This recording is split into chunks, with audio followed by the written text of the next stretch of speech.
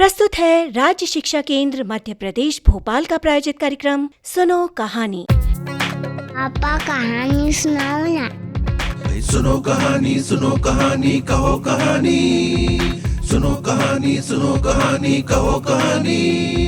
खेल खेल में सीखो ज्ञान, सुनो कहानी देकर ध्यान। सुनो कहानी बूझो और सबको समझाओ, बच्चों संग बच्चे बन जाओ। कहती थी जो दादी नानी, नई नई जानी अनजानी। सुनो कहानी, कहानी कहो कहानी। सुनो कहानी कहो कहानी। सुनो कहानी कहो कहानी। फिर क्या हुआ पापा?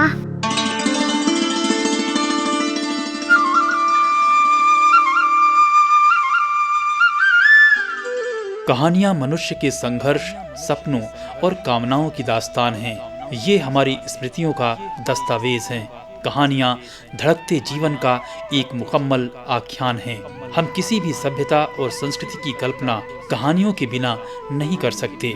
सुनो कहानी।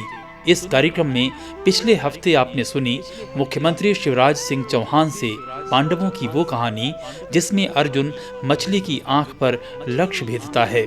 प्रस्तुत है आज के अंक में एक नई कहानी।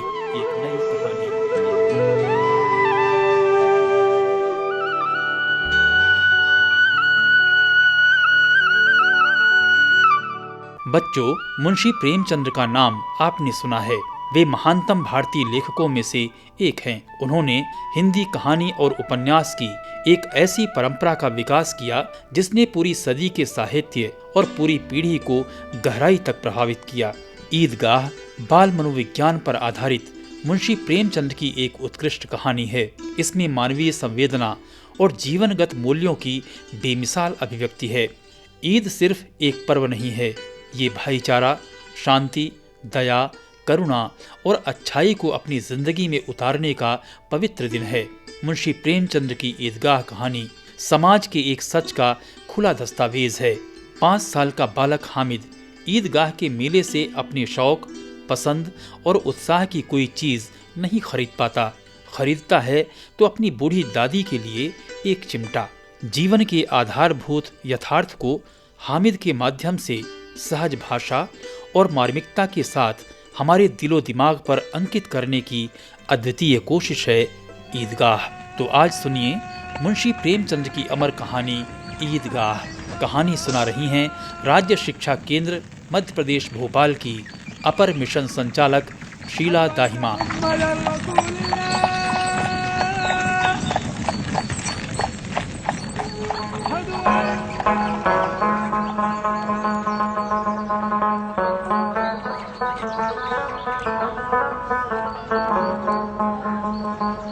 रमजान के पूरे 30 रोजों के बाद ईद आई है।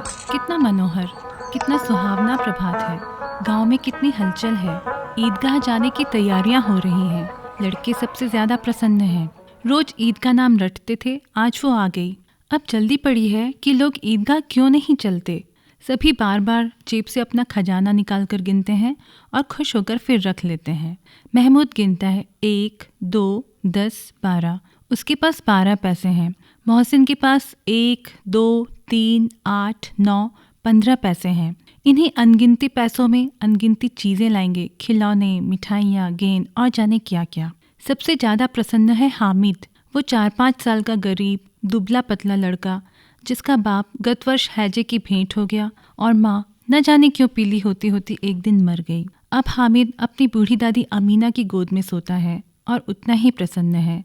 उसके अब्बा जान रुपए कमाने गए हैं, बहुत सी थैलियाँ लेकर आएंगे। अम्मी जान अल्लाह मियाँ के घर से उसके लिए बड़ी अच्छी अच्छी चीज़ें लाने गई हैं, इसलिए हामिद प्रसन्न है। आशा तो बड़ी चीज़ है और फिर बच्चों की आशा, उनकी कल्पना तो राई का पर्वत बना लेती है। हामिद के पाँव में जूते नहीं हैं, सिर पर एक पुरानी धुरानी टोपी है, फिर भी वह प्रसन्न है। उसके अब्बा जान थैलियाँ और अम्मी जान नियामतें लेकर आएंगी तो वह दिल के अरमान निकाल लेगा। अमीना अपनी कोठरी में बैठी रो रही है। आज ईद का दिन और उसके घर में दाना नहीं। आज आबिद होता तो क्या इसी तरह ईद आती और चली जाती। इस अंधकार और निराशा में वो डूबी जा रही है। हामिद भीतर आकर दादी से कहता है, तुम डरना नहीं अम्मा, मैं सबसे पहले आऊँगा। अमीना का दिल कचोट रहा है। गांव के बच्चे अपने अपने बाप के साथ जा रहे हैं। हामिद का बाप अमीना के सिवा और कौन है? उसे कैसे मेले जाने दे? उस भीड़ भाड़ में बच्चा कहीं खो जाए तो क्या हो? नन्ही सी जान चलेगा कैसे? पैर में छाले पड़ जाएंगे, जूते भी तो नहीं हैं। वो थोड़ी थोड़ी दूर पर उसे गोद में ले लेगी, लेकिन यहाँ सिवैया कौन पकाएगा? पैसे होते तो लौटते लौटते सब सामग्री जमा करके चटपट बना लेती। यहाँ तो घंटे चीज़ें जमा करते लगेंगे। मांगे ही का तो भरोसा ठहरा। उस दिन फहीमन के कपड़े सिले थे, 8 आने पैसे मिले थे। उस अठन्नी को ईमान की तरह बचाती चली आती थी इसी ईद के लिए।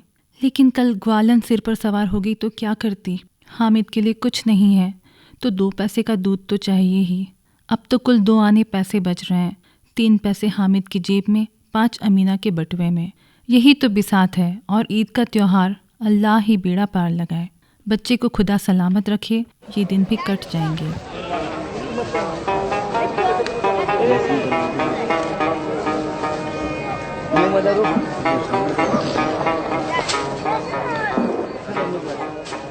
गांव से मेला चला और बच्चों के साथ हामिद भी जा रहा था। शहर पास आ गया। हलवाइयों की दुकानें शुरू हुईं। आज खूब सजी हुई थीं। आगे चलने पर बस्ती घनी होने लगी। ईदगाह जाने वालों की टोलियां नजर आने लगीं। सहसा ईदगाह नजर आया। लाखों सिर एक साथ सजदा में झुक जाते हैं, फिर सब के सब एक साथ खड़े हो जाते हैं, एक साथ झुकते हैं और एक साथ घुटनों के बल बैठ जाते हैं। कई बार यही क्रिया होती है। नमाज खत्म हो गई है, लोग आपस में गले मिल रहे हैं। तब मिठाई और खिलौनों की दुकान पर धावा होता है। हामिद दूर खड़ा है, 3 ही पैसे तो उसके पास हैं। इधर दुकानों की कतार लगी हुई है, तरह तरह के खिलौने हैं, सिपाही और गुनरिया, राजा और वकील, भिश्ती और साधु। वाह, कितने सुंदर खिलौने हैं। मोहसिन को भिश्ती पसंद आया, नूरी को वकील से प्रेम है। ये सब 2-2 पैसे के खिलौने हैं। हामिद के पास कुल 3 पैसे हैं। इतने महंगे खिलौने कैसे ले?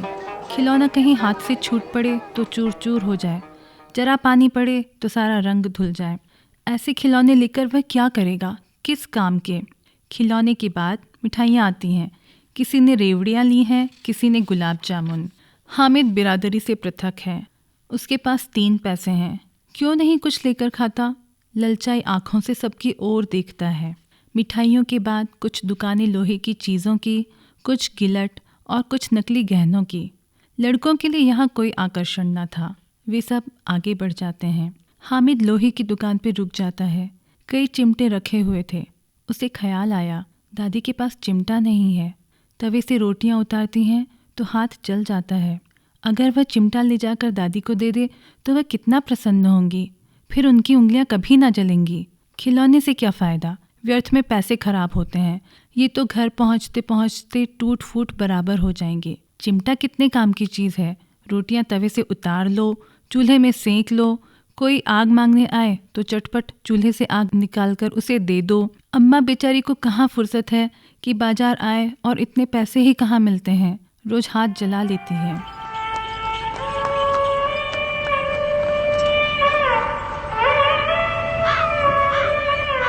हामिद के साथी आगे बढ़ गए हैं। सबील पर उसके सब शरबत पी रहे हैं। देखो सब कितने लालची हैं। इतनी मिठाइयाँ ली, मुझे किसी ने एक भी ना दी। उस पर कहते हैं मेरे साथ खेलो, मेरा ये काम करो। अगर किसी ने कोई काम करने का कहा सो पूछूंगा।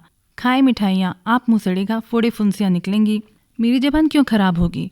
अम्मा चिमटा देखते ही दौड़कर मेरे हाथ से ले लेगी और कहेगी मेरा बच्चा अम्मा के लिए चिमटा लाया है। हजारों दुआएं देंगी। फिर पड़ोस की औरतों को दिखाएंगी। सारे गांव में चर्चा होने लगेगी, हामिद चिमटा लाया है, कितना अच्छा लड़का है। इन खिलौनों पर कौन उन्हें दुआएं देगा? बड़ों की दुआएं सीधे अल्लाह के दरबार में पहुंचती हैं और तुरंत सुनी जाती हैं। मेरे पास पैसे नहीं हैं, तभी तो मोहसिन और महमूद यूँ मिजाज दिखाते हैं। मैं भी इनसे मिजाज दिखाऊंगा। मैं नहीं खेलता खिलौने से, किसी का मिजाज क्यों सहूँ? मैं गरीब सही, किसी से कुछ मांगने तो नहीं जाता। आखिर अब्बा जान कभी न कभी आएंगे, अम्मा भी आएंगी ही। फिर इन लोगों से पूछूंगा कितने खिलौने लोगे। एक एक को टोकरियां खिलौने दूं और दिखा दूं कि दोस्तों के साथ इस तरह सलूक किया जाता है। ये नहीं कि 1 पैसे की रेवड़ियां ली तो चिढ़ा चिढ़ा कर खाने लगे। सबके सब हंसेंगे कि हामिद ने चिमटा लिया है। हंसे मेरी बला से। उसने दुकानदार से पूछा, ये चिमटा कितने का है? दुकानदार ने उसकी ओर देखा और कोई आदमी साथ ना देखकर कहा, तुम्हारे काम का नहीं है जी। बिकाऊ है कि नहीं? बिकाऊ क्यों नहीं है और यहाँ क्यों लाद लाए हैं? तो बताते क्यों नहीं क्या पैसे का है? 6 पैसे लगेंगे। हामिद का दिल बैठ गया। ठीक ठीक बताओ। ठीक ठीक 5 पैसे लगेंगे। लेना हो तो लो, नहीं तो चलते बनो। हामिद ने कलेजा मजबूत करके कहा, 3 पैसे लोगे? ये कहता हुआ वह आगे बढ़ गया कि दुकानदार की घुड़कियां ना सुने, लेकिन दुकानदार ने घुड़कियां नहीं दी, बुलाकर चिमटा दे दिया। मोहसिन ने हंसकर कहा, ये चिमटा क्यों लाया पगले, इसे क्या करेगा? हामिद ने चिमटे को जमीन पर पटक कर कहा, जरा अपना भिश्ते जमीन पर गिरा दो, सारी पसलियां चूर चूर हो जाए बच्चों की। महमूद बोला, तो क्या ये चिमटा कोई खिलौना है? खिलौना क्यों नहीं है? अभी कंधे पर रखा बंदूक हो गई, हाथ में लिया फकीरों का चिमटा हो गया। चाहूँ तो इससे मजीरे का काम ले सकता हूँ। एक चिमटा जमा दूं तो तुम लोगों के सारे खिलौने कितना ही जोर लगाए, मेरे चिमटे का बाल भी बांका नहीं कर सकते। मेरा बहादुर शेर है चिमटा। 11 बजे गांव में हलचल मच गई। मेले वाले आ गए। मोहसिन की छोटी बहन ने दौड़कर भिश्ती उसके हाथ से छीन लिया और मारे खुशी के जो उछली तो मियाँ भिश्ती नीचे आ रहे और सुरलोक सिधारे। वकील साहब के लिए दीवार में 2 खूंटियां गाड़ी गईं।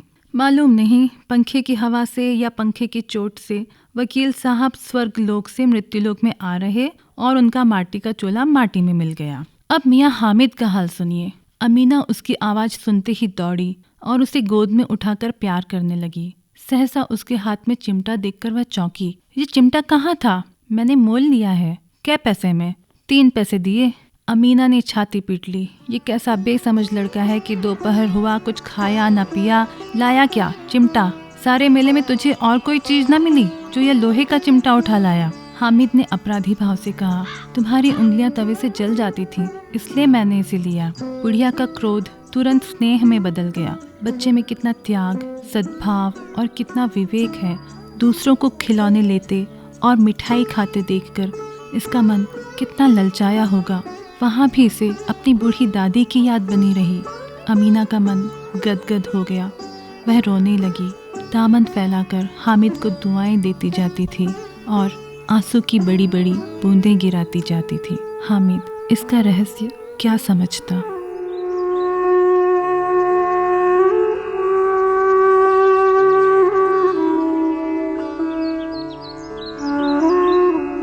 ये थी मुंशी प्रेमचंद की अमर कहानी ईदगाह। कहानी सुना रही थीं राज्य शिक्षा केंद्र मध्य प्रदेश भोपाल की अपर मिशन संचालक शीला दाहिमा। ये कहानी है हमारी, ये कहानी है तुम्हारी, हम सबकी है ये कहानी।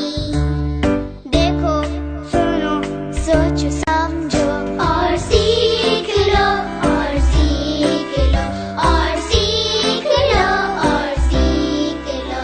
अब बारी है सवाल जवाब की। 1 जनवरी सन 2017 को प्रसारित पहले अंक में पूछे गए प्रश्न के जवाब में कई विद्यार्थियों ने अपने जवाब भेजे। प्रथम एपिसोड के 5 सर्वश्रेष्ठ उत्तरदाता विद्यार्थियों के नाम हैं प्रथम कुमार, शासकीय उच्चतर माध्यमिक विद्यालय राजनगर, जिला अनूपपुर। कुमारी ऋचा पूर्विया, शासकीय कन्या माध्यमिक शाला हथवास। कुमार सिंह, शासकीय माध्यमिक शाला तिलमन, जिला कटनी। कुमारी खुशी तिवारी, शासकीय माध्यमिक शाला बड़ारी, जिला कटनी। और कुमारी आरती अहिरवार, शासकीय कन्या माध्यमिक शाला चीचली, जिला नरसिंहपुर। आप सभी विजेताओं को बहुत बहुत बधाई। आप सभी को राज्य शिक्षा केंद्र भोपाल की ओर से पुरस्कार स्वरूप भेजी जा रही हैं पुस्तकें और प्रमाण पत्र। और अब आज का सवाल। आज आपने कहानी सुनी ईदगाह। आपको बताना है कि इस कहानी से हमें क्या शिक्षा मिलती है। जी हाँ, ईदगाह कहानी से हमें क्या शिक्षा मिलती है। विद्यार्थी अपना उत्तर कल सोमवार को अपने शाला शिक्षक को सौंप दें। शाला के प्रधानाध्यापक मंगलवार तक शाला के एक सर्वश्रेष्ठ उत्तर को ईमेल से भेजेंगे।